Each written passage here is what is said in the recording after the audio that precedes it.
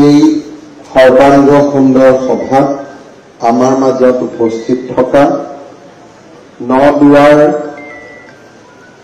বিধানসভাৰ সমষ্টিৰ সন্মানীয় বিধায়ক পদ্ম হাজৰিকা ডাঙৰীয়া, বৰছলা সমষ্টিৰ সন্মানীয় বিধায়ক গণেশ লিম্বু ডাঙৰীয়া, অসম ৰাজ্যিক পৰিবহণ নিগমৰ অধ্যক্ষ পল্লৱ লোচন দাস ডাঙৰীয়া, ভাৰতীয় জনতা পাৰ্টিৰ শোণিতপুৰ জিলাৰ সভাপতি শ্ৰীমতী মধুস্মিতা হাজৰিকা ডাঙৰীয়ানী, ভাৰতীয় জনতা পাৰ্টিৰ শোণিতপুৰ জিলাৰ উপসভাপতি নিতুমণি বৰা ডাঙৰীয়া, মঞ্চত আৰু সভাস্থলীত উপস্থিত আমাৰ চাৰিওটা মণ্ডলৰ সভাপতিসকল, সভালৈ আমন্ত্ৰিত বুথ সভাপতি সভানেত্ৰীসকল, আমাৰ মণ্ডল আৰু বুথৰ বিষয়ববীয়াসকল,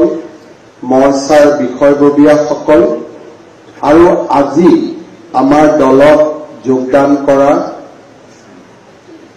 আটাইকেইগৰাকী সন্মানীয় ব্যক্তি, যুৱক যুৱতী, বন্ধু বান্ধৱী আৰু সুধীবৃন্দ, আজি আমি নদুৱাৰ সমষ্টিৰ কাৰ্যকৰ্তা সন্মিলন, বিশেষকৈ পঞ্চায়ত নিৰ্বাচনক সন্মুখত ৰাখি সমবেত হৈছো। জামুগুৰি উচ্চতৰ মাধ্যমিক বিদ্যালয়ৰ অনুষ্ঠানত যোগদানৰ বাবে পদ্ম হাজৰিকা ডাঙৰীয়াই মোক আমন্ত্ৰণ কৰিছিলে। সেই সময়ত এডভান্টেজ অসমৰ ব্যস্ততা চলি থকা বাবে মই নদুৱাৰ জামুগুৰিলৈ আহিব পৰা নাছিলো। আজি আপোনালোকৰ মাজত আহি সঁচাকৈয়ে আনন্দিত হৈছো।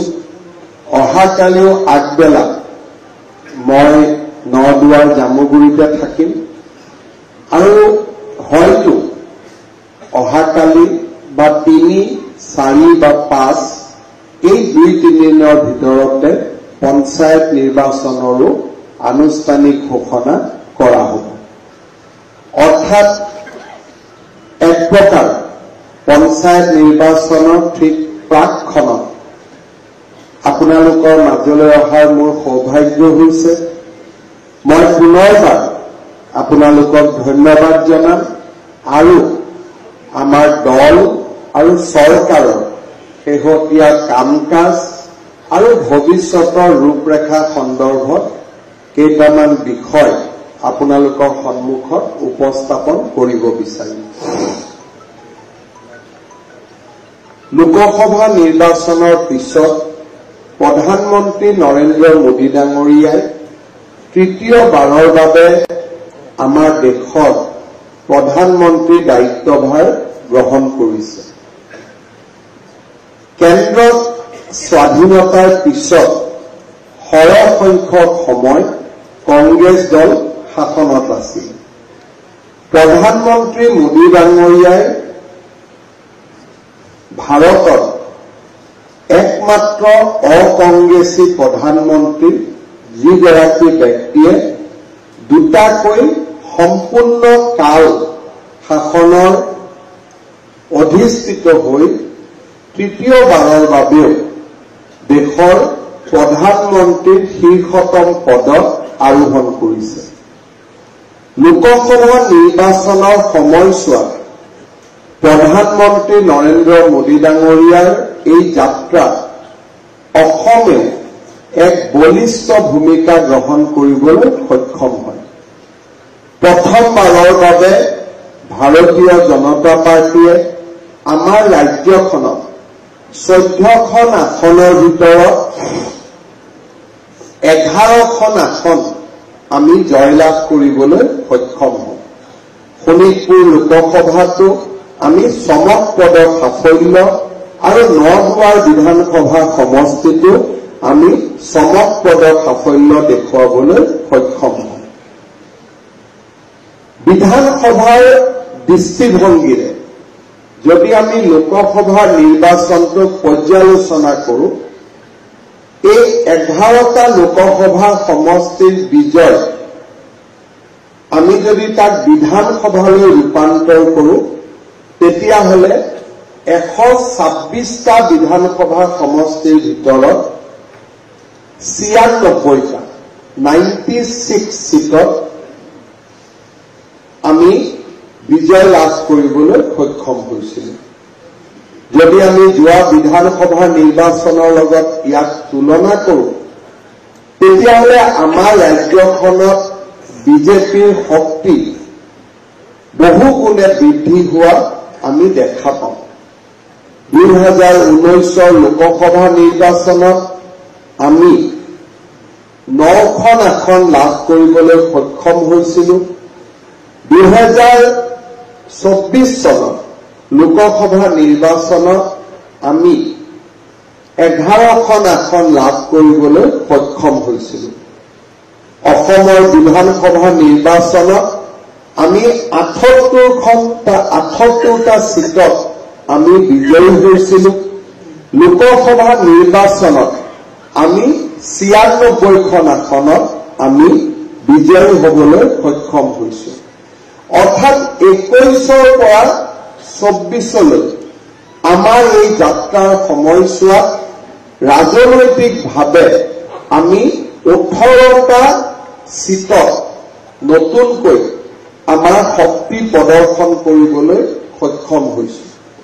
আৰু মই বিশ্বাস কৰোঁ যে 2026 চনৰ নিৰ্বাচনত আমি 105টা সমষ্টিত সন্মুখৰ পৰা প্ৰতিদ্বন্দ্বিতা আগবঢ়াবলৈ আমি সক্ষম হ'ম। কিমানটা সিটত জিকো নিজিকো সময়ে ক'ব, কিন্তু 105টা সমষ্টিত আমি সবলভাৱে প্ৰত্যাহ্বান আৰু জিকিব পৰা ক্ষমতা আজি ভাৰতীয় জনতা পাৰ্টীয়ে আহৰণ কৰিছে। লোকসভা নিৰ্বাচনৰ সময়ত আমি যি 2-3টা সিটত খুব কম মাৰ্জিনত আমি পৰাজিত হৈছিলোঁ, তাত আমি এতিয়া নিৰন্তৰভাৱে কাম কৰি আছোঁ। আৰু মই বিশ্বাস কৰোঁ যে এইবাৰ ভাৰতীয় জনতা পাৰ্টীয়ে 2026 নিৰ্বাচনত এক অভূতপূৰ্ব ফলাফল দেখুৱাবলৈ সক্ষম হ'ব। 2026 চনৰ এপ্ৰিল মাহত যদি আগৰ উদাহৰণ চাওঁ, বিধানসভা নিৰ্বাচন অনুষ্ঠিত হয়। বিধানসভা নিৰ্বাচনৰ এটা পটভূমি নিৰ্মাণ হয়। ৰাজনৈতিক চিন্তাধাৰাৰ প্ৰদৰ্শন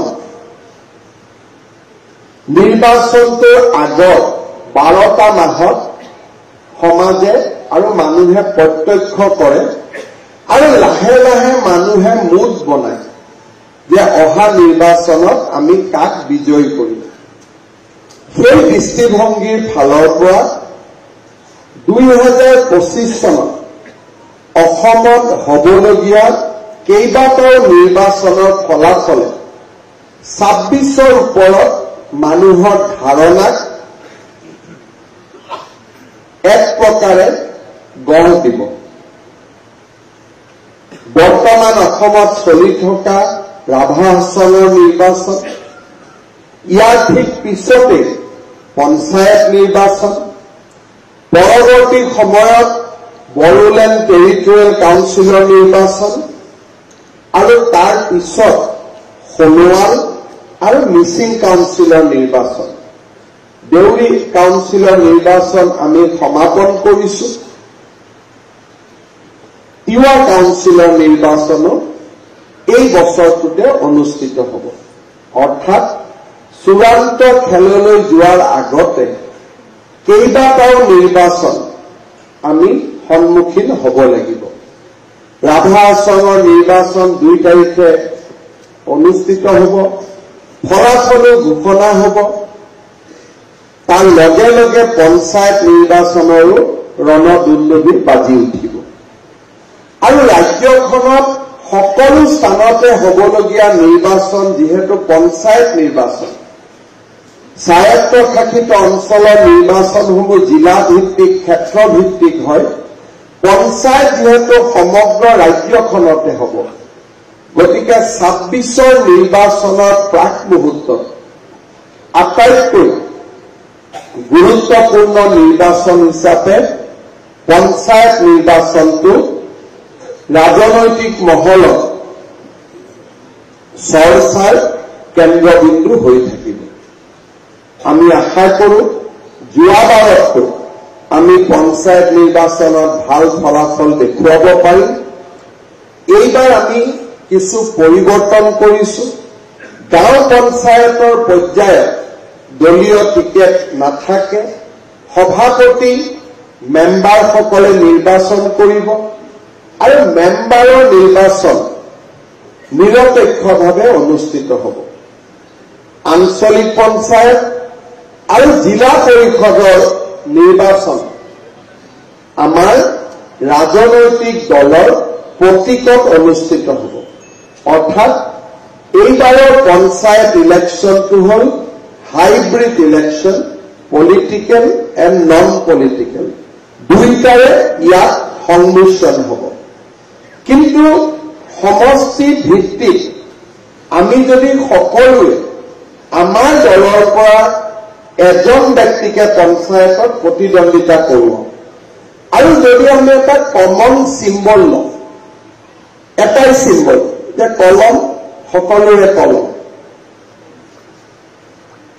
ট্ৰেক্টৰ সকলোৰে ট্ৰেক্টৰ যদি তেনেকুৱা পৰ্যায়তো কোনোবা সমষ্টিয়ে নিৰ্বাচন খেলিব খোজে তাতো আমি সেই ধৰণেও আগবাঢ়ি যাব পাৰোঁ বিধায়ক ডাঙৰীয়া ইতিমধ্যে উল্লেখ কৰিছে যে 190টা সিটত আপোনালোকে প্ৰাৰ্থী তালিকা এখন প্ৰস্তুত কৰিছে আৰু আমাৰ দলে বা ৰাজ্যিক পৰ্যায়ৰ পৰা ইয়াত আমি কোনো ধৰণৰ ইণ্টাৰফেয়াৰ নকৰোঁ মণ্ডলত যি ধৰণে কৰিছে সিয়ে চূড়ান্ত বুলি বিবেচিত হ'ব তাৰ পৰিপ্ৰেক্ষিতত এটা কমন চিম্বল লোৱা আৰু সেই চিম্বলটোৱে সকলোৱে বিচৰা তেতিয়া আমি ৰাজনৈতিকভাৱে আমি ক'ব পাৰিম যে কলম পদুম পদুম অৰ্থাৎ মানুহে ক'ত ভোট দিব লাগে তাৰ এটা ধাৰণা পাব আঞ্চলিক পঞ্চায়তৰ আৰু জিলা পৰিষদৰ সিদ্ধান্তসমূহ বিধায়ক থকা সমষ্টি বিধায়কসকলে মূলতঃ নিৰ্ধাৰণ কৰিব জিলা সমিতি আঞ্চলিক পঞ্চায়তৰ আসন কেইখনক মঞ্জুৰি দিব আৰু ৰাজ্যিক পৰ্যায়ৰ জিলা পৰিষদৰ সদস্যসকলৰ মনোনয়ন ঘোষণা কৰিব কিন্তু যি সমষ্টিত বিধায়ক আছে সেই সমষ্টিত দলৰ ৰাজ্যিক নেতৃত্বই বিশেষ ইণ্টাৰফেৰেন্স কৰাৰ প্ৰয়োজন নেদেখে কাৰণ নিৰ্বাচনৰ আগতে আমি বিধায়কজনক শক্তিশালী কৰিব বিচাৰো বিধায়কজনক স্বাভাৱিকতে দুৰ্বল কৰাৰ কথা আহিব নোৱাৰে আপোনালোকে নিৰ্বাচনৰ ক্ষেত্ৰত যথেষ্ট আগবাঢ়ি গৈছে মই আপোনালোকক শুভকামনা জনাইছো আমাৰ ৰাজ্যখনত এইবাৰৰ নিৰ্বাচনৰ প্ৰাক মুহূৰ্তত কেইবাটাও গুৰুত্বপূৰ্ণ আঁচনি চৰকাৰে ৰূপায়ণ কৰিছে আৰু নিৰ্বাচনৰ সময়ত এই আঁচনিবিলাকক লৈ আমি জনতাৰ মাজলৈ যাব পাৰিম নিৰ্বাচনৰ লোকসভা নিৰ্বাচনৰ আগমুহূৰ্তত 1 লাখ চৰকাৰী চাকৰি অৰুণোদয় আঁচনি মাইক্ৰ ফাইনেন্সৰ লোন ৰেহাই আমি এটা পৰ্যায়ৰ কাম কৰিছিলো কিন্তু লোকসভা নিৰ্বাচনৰ পিছত আমাৰ চৰকাৰে কেইবাটাও নতুন কাৰ্যসূচী ৰূপায়ণ কৰিছে বা কৰিব বিচাৰিছে ইয়াৰ এটা লোকসভা নিৰ্বাচনৰ ঠিক পিছতে আমি ৰূপায়ণ কৰা এটা বৃহৎ আঁচনি আছিলে নিযুত মইনা আঁচনি এই নিযুত মইনা আঁচনিৰ জৰিয়তে আজি আপোনালোকে দেখা পাব যে প্ৰত্যেকবাৰেই প্ৰথম বৰ্ষত যেতিয়া কোনোবা ছোৱালীয়ে নাম লগায় দ্বিতীয় বৰ্ষত সম পৰিমাণৰ ছোৱালীয়ে নামভৰ্তি নকৰে। কাৰোবাৰ মাজত বিয়া হৈ যায়, নহলে কোনোবাই বিভিন্ন কাৰণত কলেজত অহা বন্ধ কৰে। এইবাৰ নিযুত মইনা আঁচনি ছোৱালীক ড্ৰপ আউট হ'ব দিয়া নাই। সম্পূৰ্ণ শতাংশ ছোৱালী যি ধৰণে কলেজত আহিছিলে তেওঁলোকে তেনেকৈ কলেজত পঢ়ি আছে। অসমত এখন আমি সফল আঁচনি ৰাইজৰ মাজত আমি দিব পাৰিছো। এইবাৰ নিযুত মইনা আঁচনিৰ দ্বিতীয় বৰ্ষৰ হিতাধিকাৰীসকলক আমি অন্তৰ্ভুক্ত কৰিম। যোৱাবাৰ আমি ফাৰ্ষ্ট ইয়াৰত পঢ়া ছোৱালীবিলাকক নিযুত মইনা দিছিলো। ফাৰ্ষ্ট ইয়াৰৰ ছোৱালী ছেকেণ্ড ইয়াৰ পাব, নিযুত মইনা পাই থাকিব। আৰু নতুনকৈ নামভৰ্তি কৰিবলগীয়া ফাৰ্ষ্ট ইয়াৰৰ ছোৱালীখিনিক আমি নিযুত মইনা দিবলৈ আৰম্ভ কৰিম। যোৱাবাৰ নিযুত মইনা দিওঁতে আমি চৰকাৰী কলেজৰ যিসমূহ সেল্ফ ফাইনেন্স কোৰ্চত শিক্ষা লাভ কৰি আছে তেওঁলোকক আমি নিযুত মইনা দিয়া নাছিলো। উদাহৰণস্বৰূপে ত্যাগবীৰ হেমবৰুৱা কলেজত যি BA শ্ৰেণী আৰম্ভ হৈছে তাৰ ছোৱালীক আমি নিযুত মইনা আঁচনি দিয়া নাছিলো। কিন্তু এইবাৰ চৰকাৰী কলেজত যি সেল্ফ ফাইনেন্স স্কিম আৰম্ভ হৈছে সেই স্কিমৰ ছাত্ৰীসকলকো আমি নিযুত মইনা আঁচনি দিবলৈ সিদ্ধান্ত লৈছো। ইয়াৰ ফলত নিযুত মইনা আঁচনিৰ পৰিসৰ বাঢ়িব।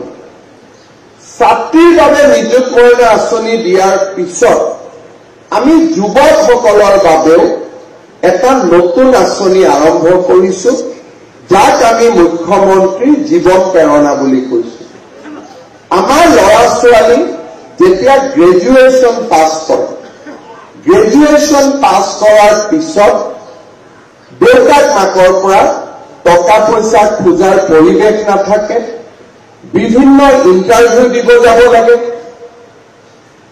বিভিন্ন ইণ্টাৰভিউ দিবৰ কাৰণে খৰচ কৰিব লাগে। ইণ্টাৰভিউৰ কাৰণে কিতাপ পত্ৰ কিনিব লাগে। কিন্তু ডিগ্ৰী পাছ কৰাৰ পিছত দেউতাক মাকৰ পৰা পইচা খুজিবৰ কাৰণেও বহুত ল'ৰা ছোৱালী কমফৰ্টেবল নহয়। এইবাৰ আমি সিদ্ধান্ত লৈছো যে যিবিলাক যুৱক যুৱতী পোষ্ট গ্ৰেজুৱেট পঢ়া নাই আৰু ডিগ্ৰী পাছ কৰিছে, চাকৰিৰ সন্ধানত আছে, এই সকলো যুৱককে 1 বছৰৰ কাৰণে আমি মাহত 2,500 টকা কৰি তেওঁলোকৰ বেংকত জমা দিম। আৰু কোনোবাই যদি কয় যে মোক মাহত 2,500 টকাকৈ নালাগে, মই কৰবাত এটা কোনোবা কোৰ্চ কৰি আছো, ফিজ দিব লাগে, মোক একেলগে 25,000 টকা দি দিয়ক, আমি একেলগে 25,000 টকাও আমি যুৱকজনক দিয়াৰ বাবে আমি সাজু কৰি ৰাখিছো। অৰ্থাৎ ল'ৰা আৰু ছোৱালী এই দুয়োটাই আজি ৰাজ্য চৰকাৰৰ পৰা উপকৃত হ'ব। মই আজি বিহালীত গৈছিলো, তাত মই আৰু এটা নতুন আঁচনিৰ কথা কৈছো। মেট্ৰিক পৰীক্ষা যেতিয়া আমি দিব লাগে, বহুত ল'ৰা ছোৱালী দেউতাক মাকে টিউচন কৰোৱাব পাৰে আৰু বহুতে টিউচন কৰোৱাব নোৱাৰে।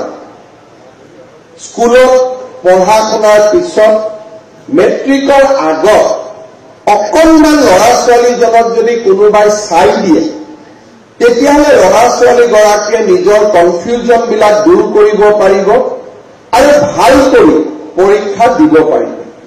সেইবাবে এইবাৰ আমি ঠিক কৰিছো যে মেট্ৰিক পৰীক্ষাৰ 6 মাহ আগৰ পৰা সেই বছৰৰ মেট্ৰিক কেণ্ডিডেটখিনিক অৰ্থাৎ 5 লাখ ষ্টুডেণ্টৰ বেংক একাউণ্টত আমি মাহত 300 টকা কৰি দিম। আৰু এই 300 টকা তেওঁ লৈ গাঁৱৰ কোনোবা এজন ল'ৰা ছোৱালীক পঢ়া শুনা ভাল কৰা ল'ৰা ছোৱালীৰ লগত টিউচন এটাও কৰিব পাৰিব বা কিতাপ পত্ৰও কিনিব পাৰিব। মেট্ৰিকৰ প্ৰস্তুতিৰ কাৰণে আমি 6 মাহৰ বাবে মাহত 300 টকাকৈ দিয়াৰ সিদ্ধান্ত গ্ৰহণ কৰিছো। ছাত্ৰ ছাত্ৰীৰ নামভৰ্তি বিনামূলীয়া, স্কুটি চাইকেল। এক প্ৰকাৰ ক'ব গ'লে আমাৰ চৰকাৰখনে দেউতাক মাকৰ এটা ডাঙৰ বোজা দেউতাক মাকৰ পৰা আমাৰ চৰকাৰৰ আঁচনিকে লৈ আহিছে। দেউতাক মাকে এতিয়া ল'ৰা ছোৱালী পঢ়াৰ কাৰণে চিন্তা কৰিব নালাগে। এটা কলেজত এডমিশ্যনত 10-12 হাজাৰ টকা লাগে, তেওঁলোকে দিব নালাগে। নিযুত মইনা আঁচনি হ'ল, স্কুটি পালো, চাইকেল পালো, আৰু এতিয়া নতুনকৈ জীৱন প্ৰেৰণা আৰু মেট্ৰিকৰ ষ্টুডেণ্টখিনিৰ কাৰণেও নতুন প্ৰচেষ্টা। দুখীয়া আৰু দৰিদ্ৰ মানুহৰ কাৰণে আমাৰ চৰকাৰখনে অভূতপূৰ্ব কাম কৰিছে। 2019 চনত মই যেতিয়া বিত্তমন্ত্ৰী আছিলো, প্ৰথম আমি অৰুণোদয়ৰ ধাৰণাটো মানুহৰ মাজলৈ লৈ আহিছিলো। নিৰ্বাচনৰ আগত সময় কম আছিল, যিমান সোনকালে পাৰো আমি 18 লাখ পৰিয়ালক আমি অৰুণোদয় আঁচনি দিছিলো। মাহত 830 টকাকৈ পাইছিলে। মোৰ মনত আছে তেতিয়াৰ চতিয়া, আজি নদুৱাৰত 17,000 পৰিয়ালক আমি অৰুণোদয় আঁচনি দিছিলো। নিৰ্বাচন হৈ গ'ল। নিৰ্বাচন হৈ যোৱাৰ পিছত আমি প্ৰায় 23,000 পৰা 24,000 পৰিয়ালক অৰুণোদয় আঁচনি দিয়া আৰম্ভ কৰিলো, আৰু অৰুণোদয় আঁচনি 830 টকাৰ পৰা 1250 টকালৈ আগবাঢ়ি গৈ থাকিল। এইবাৰ আমি নদুৱাৰ সমষ্টিত 37,000 পৰিয়ালক আমি অৰুণোদয় আঁচনি দিয়াৰ বাবে প্ৰস্তুতি সম্পূৰ্ণ কৰিম। এই কথাটো মই এইকাৰণে কৈছো, নিৰ্বাচনৰ সময়ত যেতিয়া আপোনালোকে গাঁৱে গাঁৱে যাব, তেতিয়া দেখা পাব যে 37,000 মানুহক দিয়াৰ পিছতো 2-1জন দুখীয়া মানুহে এতিয়াও অৰুণোদয়ৰ পৰা বঞ্চিত হৈ আছে। আমাক ক'ব, আমি শুনিম, আৰু তেওঁলোকৰ বাবে আমিও ব্যৱস্থাও কৰিম। অৰ্থাৎ পঞ্চায়ত নিৰ্বাচনৰ পিছত নদুৱাৰ সমষ্টিৰ বাবে মই আৰু 3-3,500 পৰিয়ালৰ বাবে অৰুণোদয় আঁচনি দি দিম। সেইটো আমি কেতিয়া দিম? আপোনালোকে ইলেকশ্যনত যাব, কাৰোবাৰ কাগজ পাব, কোনোবাই দুখ কৰিব, কোনোবাই কান্দিব, কোনোবাই দাবী কৰিব, আৰু আমি এই কাগজখিনি লৈ আহি বিধায়কৰ লগত আলোচনা কৰি পঞ্চায়ত ইলেকশ্যনৰ ঠিক পিছতেই আমি অৰুণোদয়ৰ দ্বিতীয়খন তালিকাও আমি প্ৰস্তুত কৰিব পাৰিম। আজি আপোনালোকে চিন্তা কৰক, 1250 টকা যদি 40,000 পৰিয়ালে অকল নদুৱাৰ সমষ্টিতে পায়, তাৰ মানে প্ৰায় 4 কোটি টকা প্ৰত্যেক মাহে নদুৱাৰ সমষ্টিলৈ চৰকাৰে পঠিয়ায়। 40,000 ইনটু 1,000, 4 কোটি, আৰু 250 টকা ধৰিলে আৰু 1 কোটি, প্ৰায় 4-5 কোটি টকা প্ৰত্যেক মাহৰ 10 তাৰিখে মহিলাৰ একাউণ্টত সোমায়। মহিলাই সেই টকাটো দি কি কৰে? এই টকাটোলৈ মহিলাই গুৱাহাটীত বজাৰ কৰিব নাযায়, মহিলাগৰাকীয়ে তেজপুৰত বজাৰ কৰিব নাযায়, ওচৰৰ গেলামাল দোকানখনতে তেওঁলোকে ঘৰৰ বস্তু কিনে, কোনোবা টিউচন মাষ্টৰক টকা দিয়ে, গাখীৰৰ দাম দিয়ে, বা তেওঁলোকে ল'ৰা ছোৱালীৰ স্কুলৰ খৰচ দিয়ে। তাৰমানে এই টকাটো কোনে পায়? গাঁৱৰে মানুহৰ ঘৰতে আকৌ সেই টকাটো জমা। এই টকাটো চতিয়া নদুৱাৰ সমষ্টিৰ বাহিৰত নাযায়। এই টকাটো যদি নাথাকিলেহেঁতেন নদুৱাৰ সমষ্টিৰ গেলামাল দোকান, গাখীৰ, শিক্ষক এইসকলৰ পকেটত 4 কোটি টকা আহি মাহত জমা নহল। টকা যদি নাহিলেহেঁতেন খৰচ কৰিলেহেঁতেন। সেইকাৰণে আপোনালোকে দেখা পাব যে অৰুণোদয় অকল হিতাধিকাৰীৰ জীৱনলৈ স্বচ্ছলতা অনা নাই। অৰুণোদয়ে গাঁৱৰ ক্ষুদ্ৰ ক্ষুদ্ৰ ব্যৱসায়ীৰ মাজলৈও এটা নতুন সঞ্জীৱনী নমাই আনিছে। আমাৰ ইকনমিক্সত কয় যে বটম অফ দ্য পিৰামিডটোৰ তলত যেতিয়া আমি খৰচ কৰোঁ তেতিয়া পিৰামিডটো শক্তিশালী হয়। কংগ্ৰেছে কি কৰিছিল? কল্যাণমূলক কামত কংগ্ৰেছৰ টকা খৰচ কৰিছিল, কিন্তু কংগ্ৰেছে কি কৰিছিল? বস্তু কিনি আনি মানুহক বিলাইছিল।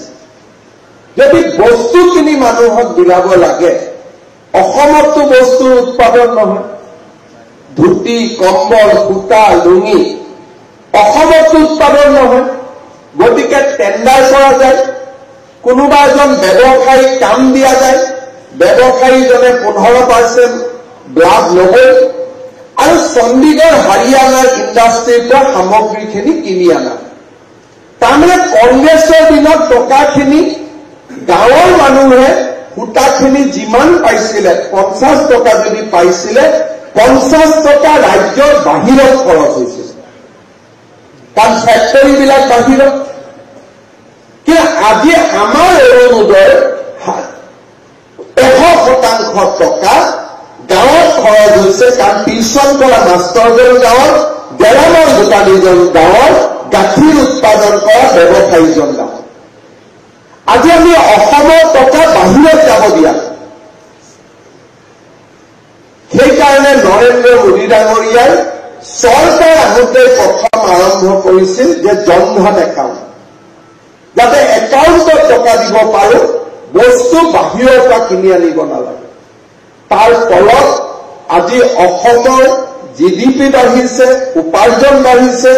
মাজে মাজে মানুহে আলোচনা কৰে যে হিমন্ত বিশ্ব শৰ্মাই ইমান আঁচনি দিবৰ কাৰণে ক'ত টকা পাইছে।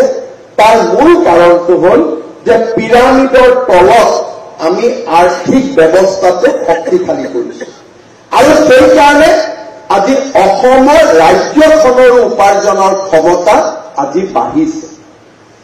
কংগ্ৰেছৰ দিনত ৰেচন কাৰ্ড আছিলে, 3 টকা দামত 6 টকা দামত চাউল আহিছিলে। সৰ্বানন্দ সোণোৱাল ডাঙৰীয়াৰ মন্ত্ৰীসভাৰ সময়তে আমি প্ৰথম সিদ্ধান্ত লৈছিলো যে চাউল আমি 1 টকা দিম। লাহে লাহে প্ৰধানমন্ত্ৰী ডাঙৰীয়াই গোটেই দায়িত্ব ল'লে। আজি ৰেচনত আমি চাউল বিনামূলীয়াকৈ পাওঁ, কিন্তু ৰেচন কাৰ্ডত আমি আৰু এটা বস্তু সন্নিৱিষ্ট কৰিলো যে ৰেচন কাৰ্ডখন থাকিলে আয়ুষ্মান ভাৰত, আয়ুষ্মান অসমৰো আমি সুবিধা ল'ব পাৰোঁ। 5 লাখ টকালৈকে আমি বিভিন্ন হস্পিটালত বিনামূলীয়া ট্ৰিটমেণ্ট কৰিব পাৰোঁ। এইবাৰ আমি ৰাইজে ট্ৰিটমেণ্ট কৰি ঘৰত আহিছে, ষ্টাম্পটো মাৰি দিছে, ক'ত টকা কোনে দিছে কোনেও নাজানে। এইবাৰ আমি ৰাইজৰ হৈ 1000 কোটি টকা চৰকাৰী হস্পিটালসমূহত আমি জমা দিছোঁ, যাতে ৰাইজে সকাহ পাব পাৰে। এইবাৰ আমি তাৰ লগত কি চিন্তা কৰিছোঁ যে মূল্য বৃদ্ধি এটা ডাঙৰ ইছ্যু। চৰকাৰকো সমালোচনা কৰে মূল্য বৃদ্ধি হ'লে, কিন্তু মূল্য বৃদ্ধি আমাৰ হাততো নাথাকে। কৰবাত খৰাং বতৰ হয়, কৰবাত বাৰিষা হয়। যেতিয়া গোটেই অসমখনতে পথাৰত পানী থাকিব, শাক চব্জি ক'ৰ পৰা হ'ব? মানুহে মাজে মাজে কয় শাক চব্জিৰ ইমান দাম বাঢ়িছে বানপানীৰ সময়ত, কিন্তু আপোনাৰ যদি ঘৰৰ বাৰীখনত পানীয়ে উঠি থাকে, শাক পাচলিৰ খেতি ক'ৰ পৰা হ'ব? গতিকে যাৰ ওখ মাটি অকণমান খেতি কৰে, যেতিয়া বস্তু কম থাকে দাম বাঢ়িব আৰম্ভ কৰে। কিন্তু আমি তাকো চিন্তা কৰিলো যে ৰাইজক কেনেকৈ সকাহ দিব পাৰোঁ। এই বছৰ আমি অহা 3-4 মাহৰ ভিতৰত আৰম্ভ কৰিম যে ৰেচন কাৰ্ডখনত আমি চাউল পালোঁ, আয়ুষ্মান ভাৰত পালোঁ। এইবাৰ আমি দালি, চেনি আৰু নিমখ আমি ৰেচন কাৰ্ডত দিম বজাৰতকৈ 25 টকা কম দাম। অৰ্থাৎ বজাৰত যদি দালিৰ কেজি 90 টকা থাকে, তেতিয়াহ'লে আমি ইয়াতে সেই দালিটো 65 টকাত আমি ৰাইজক 1 কেজিকৈ দিম। 5টাতকৈ ওপৰত যদি ৰেচন কাৰ্ডত মেম্বাৰ আছে 2 কেজি দিম, 5টাতকৈ তলত থাকিলে আমি 1 কেজিকৈ দিম। বজাৰত যদি চেনিৰ দাম 50 টকা আমি 25 টকা কৰি দিম আৰু বজাৰত যদি নিমখৰ দাম 30 টকা আমি 20 টকা কৰি দিম আজি তাৰ মানে ৰেচন কাৰ্ডখন হোৱাৰ লগে লগে আমি কিমান সুবিধা পালো চাউল পালো আয়ুষ্মান ভাৰত পালো দালি কম দামত পালো নিমখ কম দামত পালো আৰু আমি চেনি কম দামত পালো আমাৰ নদুৱাৰ সমষ্টিত আপোনালোকে যেতিয়া ইলেকশ্যন কেম্পেইনত যাব কেইবাটাও পৰিয়াল লগ পাব যে আমাৰ ৰেচন কাৰ্ড নাই অভিযোগ আহি থাকে মই ছেপ্টেম্বৰ মাহত নদুৱাৰ সমষ্টিৰ বাবে আৰু অতি কমেও 2-3 হাজাৰ 4 হাজাৰ মানুহক দিব পৰাকৈ ৰেচন কাৰ্ডৰ ব্যৱস্থা কৰি দিম যাতে ইলেকশ্যনৰ সময়ত আটাইতকৈ দুখীয়া নোপোৱা মানুহখিনিৰ তালিকা এখনো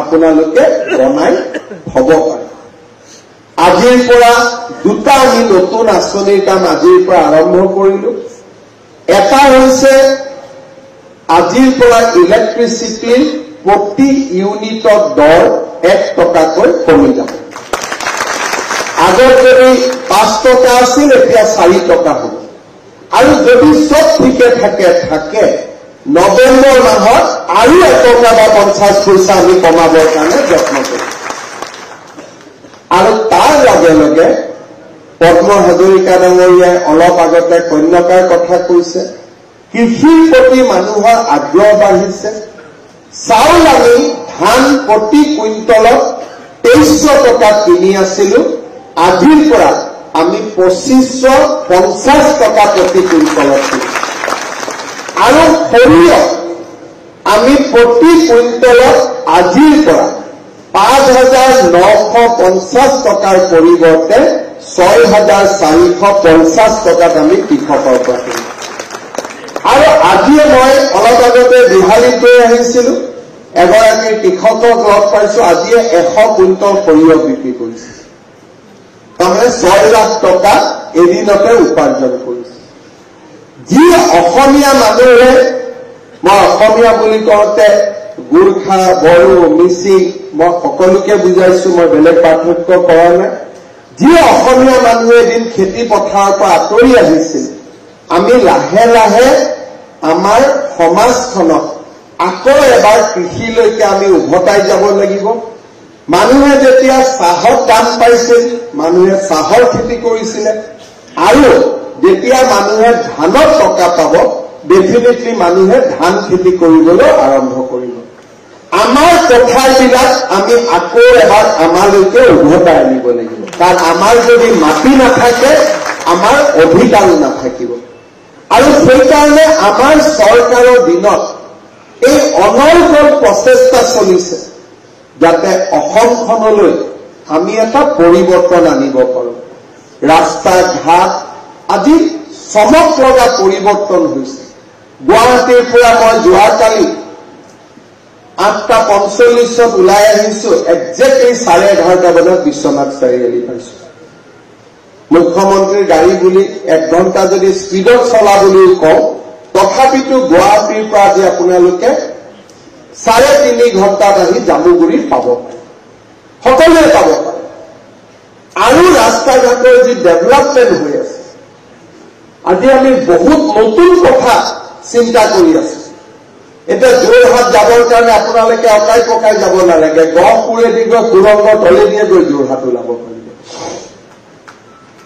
এই ধৰণৰ কাজিৰঙাৰ ওপৰত 32 কিলোমিটাৰ এলিভেটেড কৰিডৰ এইবিলাক আমি আগত চিন্তাও কৰা নাছিল জাগিৰোডত ছেমি কণ্ডাক্টৰ নামৰূপত সাৰ কাৰখানা কোকৰাঝাৰত এতিয়া আমি এইকেইটা দিনতে ভাল খবৰ এটা আশা কৰিছো প্ৰায় 18-20 হাজাৰ কোটি টকাৰে নতুন থাৰ্মেল প্ৰজেক্ট এটা অৰ্থাৎ অসমৰ চাৰিওফালে আজি আমি এটা উদ্যোগীকৰণৰ নতুন দিগন্ত আৰম্ভ কৰিছো এডভান্টেজ অসমৰ সময়ত আমি 5,30,000 কোটি টকাৰ বিনিয়োগ অহা 3 বছৰৰ ভিতৰত অসমত আনিবলৈ আমি সংকল্প লৈছো আজি আমাৰ ল'ৰা ছোৱালীয়ে ডাঙৰ কাম কৰিব অসমৰ বাহিৰত যাওক, কিন্তু সিকিউৰিটি গাৰ্ড কৰিবৰ কাৰণে বাহিৰত যোৱাৰ প্ৰয়োজন নাই। খেতি কৰিলে ধানৰ মূল্য পাম আৰু ঘৰত খেতিৰ মাটি নাথাকিলে অসমৰ উদ্যোগতে কাম কৰক। আজি প্ৰথমবাৰ আমি ৰাজ্যখনত এনেকুৱা চিন্তা কৰিছো। চিন্তা আমি ইমানলৈকে কৰিছো যে অলপ আগতে পদ্ম হাজৰিকা ডাঙৰীয়াই কলে যে যোৱাকালি এজন যুৱকৰ মৃত্যু হৈছে। মৃতদেহ এটা ঘৰলৈ উভতাই আনোতে 25-30 হাজাৰ টকা লাগে। যদি বেংগলুৰুত মৃত্যু হয়, হায়দৰাবাদত মৃত্যু হয়। এইবাৰৰ পৰা আগষ্টৰ পৰা মৃতদেহো অসম চৰকাৰে কঢ়িয়াই অনাৰ দায়িত্ব লৈছে। সৰু কথা, কিন্তু আৱেগিক কাম, মানুহৰ জীৱনৰ বাবে প্ৰয়োজনীয় কাম। এই চৰকাৰৰ দিনতে অসমীয়া ধ্ৰুপদী ভাষা হ'ল। এই চৰকাৰৰ দিনতে চৰাইদেউ ময়দানে বিশ্ব ঐতিহ্যৰ স্বীকৃতি পালে। এই চৰকাৰৰ দিনতে লাচিতৰ শৌৰ্য বীৰ্য জগতত বিয়পি গল। এই চৰকাৰৰ দিনতে বিহুৱে আন্তঃৰাষ্ট্ৰীয় স্বীকৃতি পালে। ঝুমুৰে চাহ বাগিচাৰ পৰা বিশ্ব জয় কৰিবলৈ সক্ষম হয়। কোনো চৰকাৰৰ দিনত চাৰিওফালে খেল মহাৰণৰ পৰা সাংস্কৃতিক সংগ্ৰামলৈকে, অসমৰ প্ৰত্যেকটো সমষ্টিতে ষ্টেডিয়ামলৈকে এনে চতুৰ্মুখী বিকাশ দৰিদ্ৰ মধ্যবিত্তজনক সহায় কৰাৰ ব্যৱস্থা লোৱা হোৱা নাছিল। তাৰ লগত নৰেন্দ্ৰ মোদী ডাঙৰীয়াই কৃষকৰ বাবে পঠোৱা কৃষক সন্মান নিধি, আয়ুষ্মান ভাৰত, এই গোটেই আঁচনিবিলাকে আমাৰ প্ৰচেষ্টাক পুনৰ শুৱগা চলাইছে। যোৱা কেইদিনমান আগতে মোৰ সমষ্টিৰ মই বেজেৰাত এখন উচ্চতৰ মাধ্যমিক বিদ্যালয় উদ্বোধন কৰিছিলোঁ।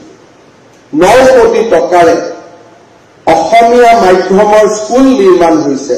ডন বস্কো আৰু ছেইণ্ট মেৰিজতকৈ বিল্ডিং দেখিব বেছি ধুনীয়া। আৰু জালুকবাৰীত নহয়, একেটা কাম আজি অসমৰ গোটেইকেইটা সমষ্টিত আৰম্ভ হৈছে। 500খন স্কুল আজি আমি 8 কোটি 8.5 কোটি টকাকৈ 500খন স্কুলত আমি দিবলৈ সিদ্ধান্ত লৈছো। কাম চলি আছে বিভিন্ন পৰ্যায়ত আৰু লাহে লাহে অসমৰ 4,000 স্কুলকে মই ডন বস্কো ছেইণ্ট মেৰিজতকৈ ধুনীয়াকৈ সজাই পৰাই তোলাৰ সংকল্প লৈছো। ৰাজ্যৰ চাৰিওফালে মেডিকেল কলেজ, নতুন বিশ্ববিদ্যালয়। আজি অসমে হত্যা, হিংসা, সাম্প্ৰদায়িক সংঘৰ্ষ, আজি শোণিতপুৰত এসময়ত বড়ো অসমীয়াৰ সংঘাত আছিল। ওদালগুৰি, কোকৰাঝাৰত হিন্দু মুছলমানৰ সংঘৰ্ষ আছিল। ৰাজ্যখনৰ চাৰিওফালে হত্যা, বোমা বিস্ফোৰণ, আন্দোলনে আমাক সকলোকে এখন নিৰাশাৰ পৃথিৱীলৈ লৈ গৈছিল। অসমৰ পৰা যুৱক যুৱতীসকল আঁতৰি গৈছিল। যোৱা কেইদিনমান আগতে মই জাগিৰোডৰ ছেমি কণ্ডাক্টৰ ইণ্ডাষ্ট্ৰীৰ কাম চাব গৈছিলোঁ। আমেৰিকালৈ যোৱা ল'ৰা ছোৱালী জাগিৰোডত কাম কৰিবৰ বাবে উভতি আহিছে। উভতনি যাত্ৰা আমি আৰম্ভ কৰিছো। কেইদিনমান আগতে ৰিলায়েন্সে কেম্পাকুলাৰ এটা ফেক্টৰী কমলপুৰ সমষ্টিত 300 কোটি টকা ব্যয়েৰে আৰম্ভ কৰিছে। উদ্বোধন কৰিব গৈছিলোঁ। ইঞ্জিনিয়াৰজনে মোক কৈছে যে দাদা, মই মংগলদৈৰ ল'ৰা, গুজৰাটত কাম কৰি আছিলো, এতিয়া অসমলৈ উভতি আহিছো। আজি এটা নতুন অসমৰ আমি সংকল্প সিদ্ধিলৈ ৰূপান্তৰ কৰিছো। আজি যদি বিজেপি চৰকাৰ নাথাকে, কংগ্ৰেছে কামবোৰ কৰিব নোৱাৰে, অসমখনত আকৌ লুঙি, ধুতি, কম্বল সূতালৈ ৰূপান্তৰ কৰিব। তেওঁলোকে মানুহৰ মাজত মানুহৰ আকৌ অবিশ্বাসৰ সৃষ্টি কৰিব। আজি কেতিয়াবা মুছলমান সমাজৰ লোকে আমাক সমালোচনা কৰে, কিন্তু মই ডাঠি কব পাৰো, নৰেন্দ্ৰ মোদীৰ শাসনকালত আৰু বিজেপিৰ শাসনকালত মুছলমান সমাজ যিমান শান্তি আৰু সুৰক্ষিত হৈ আছে, আগত কেতিয়াও থকা নাছিল। অৰুণোদয় পাইছে, সাম্প্ৰদায়িক সংঘৰ্ষ নাই, প্ৰত্যেকখন গাঁৱলৈ ৰাস্তা হৈছে, আৰু আটাইতকৈ তেওঁলোকৰ বাবে যি কষ্ট আছিল বানপানী আৰু গৰাখহনীয়া, সেই সমস্যাও আজি আমি বহু পৰিমাণে সমাধান কৰিছো। কৰবাত ফৰেষ্টত মাটি দখল কৰিছে, এইটো এটা বেলেগ কথা। কোনোবাই গড় মাৰিব গৈছে, তাৰ ওপৰত যি ব্যৱস্থা কৰিব লাগে কৰিব লাগিব, তাত ধৰ্মৰ কথা নাই। কিন্তু যদি ড্ৰাগছৰ বেপাৰীকেইটাক বাদ দিওঁ, মাটি দখল কৰা মানুহকেইটাক বাদ দিওঁ, গড় মৰা মানুহকেইটাক বাদ দিওঁ, অসমত আজি প্ৰতিটো জাতি জনগোষ্ঠীৰ লোক সুৰক্ষিত হৈ আছে। সকলো জাতি জনগোষ্ঠীৰ লোক আজি আগবাঢ়ি গৈছে। কম্পিউটাৰটো দিওঁতে আমি কাকো জাতি নুসুধো, স্কুটিখন দিওঁতে আমি কাকো জাতি নুসুধো, চাইকেলখন দিওঁতে আমি কাকো ধৰ্ম নুসুধো। আজি তেনেকুৱা এক পৰিৱেশলৈ আমাৰ ৰাজ্যখনে গতি কৰিছে। মই বিশ্বাস কৰোঁ অসমত যদি বিজেপিৰ চৰকাৰখনে আৰু 10-15টা বছৰ এনেকৈ নিৰন্তৰভাৱে কাম কৰি থাকিব পাৰে, অসম ভাৰতৰ শ্ৰেষ্ঠতম ৰাজ্যত পৰিণত হ'ব, তাত মোৰ কোনো সন্দেহ নাই। এই কথাখিনি আপোনালোকক এইকাৰণেই কলো, পঞ্চায়ত নিৰ্বাচনৰ সময়ত আপোনালোকে গাঁৱলৈ যাব, তৃণমূল পৰ্যায়ত মানুহক লগ পাব, আপোনালোকে এই গোটেই কথাবিলাক ৰাইজৰ মাজলৈ লৈ যাব। বিহাৰীৰ ইলেকশ্যনত মই কৈছিলো যে কম দিনৰ ভিতৰতে আমি মহিলা উদ্যমিতা আঁচনিৰ ধন বিতৰণ কৰিম। কংগ্ৰেছ দলে উলিয়াই দিলে, বৰ মিছাই কৈছে, এনেই কৈছে। আজি অলপ আগতে বিহাৰীত মই 23,000 মহিলাক চেক দি আহিছো, 10,000 টকা। চতিয়াতো এতিয়া আমি সাজু হৈ আছো। নদুৱাৰতো যিদিনাখনে পদ্ম হাজৰিকা ডাঙৰীয়াই মোক মাতিব, সেইদিনাখনে মহিলাসকলৰ মাজত ইয়াৰে চেক আমি বিতৰণ কৰিম। এতিয়া আমি সম্পূৰ্ণৰূপে সাজু হৈ গলো। সিলেকশ্যন যি প্ৰচেছ আছিল কমপ্লিট হৈ গল। এতিয়া 30 লাখ মহিলাই প্ৰথম পৰ্যায়ত 10,000, দ্বিতীয় পৰ্যায়ত 25,000, তৃতীয় পৰ্যায়ত 50,000 টকালৈকে লাভ কৰিব। আজি গাঁৱত যাওঁতে যেতিয়াই মহিলাসকলে আপোনালোকক সুধিব, বিহালীৰ সভাখনৰ বিষয়ে আজি আপোনালোকে ক'ব পাৰিব। পঞ্চায়ত নিৰ্বাচনত সকলো বিজয়ী হওক। নদুৱাৰ সমষ্টিত 100% আমি বিজয়ী হ'ম, মই দৃঢ় বিশ্বাসী। পদ্ম হাজৰিকা ডাঙৰীয়াৰ নেতৃত্বত আজি সমস্ত সমষ্টিটোত এক নতুন পৰিৱেশ নিৰ্মাণ হৈছে। এসময়ত চতিয়া নদুৱাৰৰ ৰাস্তা ঘাট, আজি ৰাস্তা ঘাটৰ তুলনা কৰে। 12 চহৰীয়া ভাওনাৰ পৰা আৰম্ভ কৰি ইয়াৰ চিকিৎসা, ক্ৰীড়াৰ সুবিধা। অলপ আগতে আমি হেমবৰুৱা কলেজৰ পৰা আহিছো। 4 মাহ আগতে মই ঘোষণা কৰি গৈছিলো যে এটা ছোৱালী হোষ্টেল হ'ব, এটা ষ্টেডিয়াম হ'ব। আজি কাম আৰম্ভ হৈ গ'ল। ক'তো ৰখি থকা নাই, সবতি যোৱা নাই। পদ্ম হাজৰিকাৰ অশ্বমেধৰ ঘোঁৰা দৌৰি আছে। বিকাশ আৰু উন্নতিৰ যাত্ৰা নিৰন্তৰভাৱে চলি আছে। আৰু সেই যাত্ৰা পঞ্চায়ত নিৰ্বাচনে আৰু অধিক আগুৱাই দিব। নদুৱাৰ সমষ্টিৰ বিকাশে নতুন দিগন্তত ঢুকি পাব। তাকে আশা কৰি আপোনালোক সকলোকে আকৌ এবাৰ নিৰ্বাচনী শুভেচ্ছা যাচি মই মোৰ বক্তব্য সামৰণি মাৰিছো। দুটা কথা মই কৈ যাম। নিৰ্বাচন হওক নহওক, প্ৰতিটো বুথ কেন্দ্ৰতে মন কী বাত শুনাটো এটা অভ্যাসত পৰিণত কৰিলো। প্ৰধানমন্ত্ৰী ডাঙৰীয়াৰ মন কী বাত শুনিলে বহুত কথা গম পোৱা যায়, নিজৰ নলেজ বহুত বৃদ্ধি হয়। এইবাৰ ভাল হৈছে, অহা মাহতো যাতে ভাল হয়। মণ্ডল সভাপতিসকলক অনুৰোধ কৰিম যাতে মণ্ডলৰ হোৱাটছআপ গ্ৰুপটোত লাহে লাহে 1000কৈ সক্ৰিয় সদস্যক আমি অন্তৰ্ভুক্ত কৰিব পাৰোঁ। কাৰণ হোৱাটছআপ গ্ৰুপ হোৱাৰ লগে লগে কংগ্ৰেছে কিবা এটা ভুৱা প্ৰচাৰ চলালে আমি তাৰ পৰা খবৰ দিছো, আপোনালোকে লগে লগে সঠিক উত্তৰটো লগে লগে বিচাৰি পাইছে। পেপাৰে, টিভিয়ে কেতিয়াবা সঁচা কয়, কেতিয়াবা নকয়, আমি তাত যোৱা দৰকাৰ নাই। কিন্তু হোৱাটছআপ গ্ৰুপত আমি সোমাই থাকিলে সকলো কথা গম পাম আৰু বিধায়ককো আপোনালোকে সকলো কথা জনাই থাকিব পাৰিব। 4টা মণ্ডল লাহে লাহে 4,000 ব্যক্তিক আমি আমাৰ হোৱাটছআপ গ্ৰুপত অন্তৰ্ভুক্ত কৰিব লাগিব। মন কী বাত আৰু হোৱাটছআপ গ্ৰুপ সাংগঠনিকভাৱে এই কাম দুটা আপোনালোকৰ ওচৰত মই আকৌ এবাৰ অৰ্পণ কৰিলো। বহুত বহুত ধন্যবাদ। জয় হিন্দ, বন্দে মাতৰম।